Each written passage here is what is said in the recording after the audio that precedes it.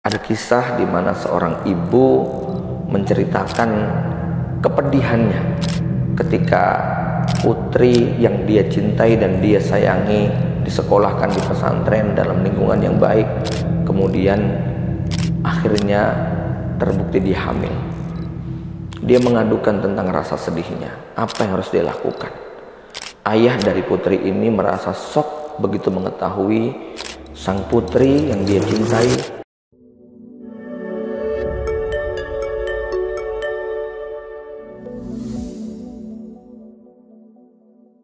Assalamualaikum warahmatullahi wabarakatuh.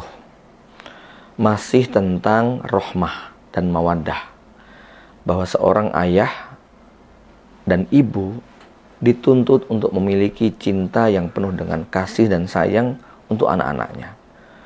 Kita sering mendengar kalimat hanya memberi tak harap kembali bagai sang surya menyinari dunia.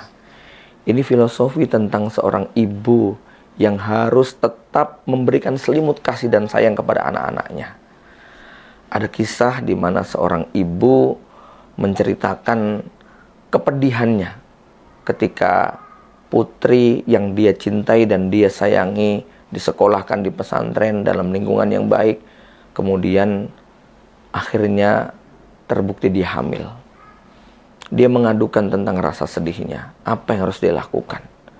Ayah dari putri ini merasa shock begitu mengetahui sang putri yang dia cintai hamil 5 bulan. Karena shocknya kemudian sang ayah pergi meninggalkan rumah. Telepon dan chat WA sang istri tidak dibalas sesuai dengan harapan. Justru yang muncul adalah kata-kata yang memojokkan, ibu disalahkan, dianggap tak mampu memberikan pendidikan dengan berbagai macam hal, yang justru membuat sang ibu merasa terpuruk saat dimana dia membutuhkan belayan, usapan, support, dukungan dari sang suami.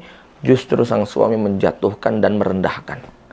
Saat anak dalam kondisi yang juga sangat terpuruk, butuh belayan, pelukan, kasih sayang daripada orang tuanya, justru dia dijauhi.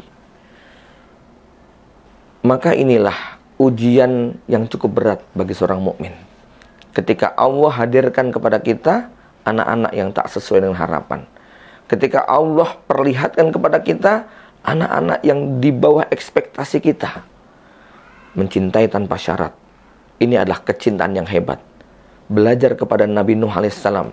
Durhakanya sang anak selama ratusan tahun tidak membuat Nabi Nuh kemudian berpaling dari sang anak. Detik-detik ketika sang anak akan tenggelam, ditelan oleh banjir bahkan yang akan menenggelamkan gunung-gunung, di situ Nabi Nuh mendekat dan mengucap, "Ya bunayyarkam ma'ana wala takum ma'al kafirin." Wahai ananda tercinta, Nabi Nuh tetap mampu memilih kata-kata terbaik dalam rasa letih, marah, benci, dan berbagai macam hal menyaksikan kedurhakaan sang anak. Tapi Nabi Nuh tetap memilih kalimat seperti yang diucapkan oleh Ibrahim kepada Ismail, seperti yang diucapkan Luqmanul Hakim kepada putra tercintanya, "Ya bunayyarkam ma'ana." Wahai orang tua, Allah titipkan cinta rahmah kita kepada diri kita untuk anak-anak kita. Kita cintai mereka walaupun anak kita mencintai kita karena.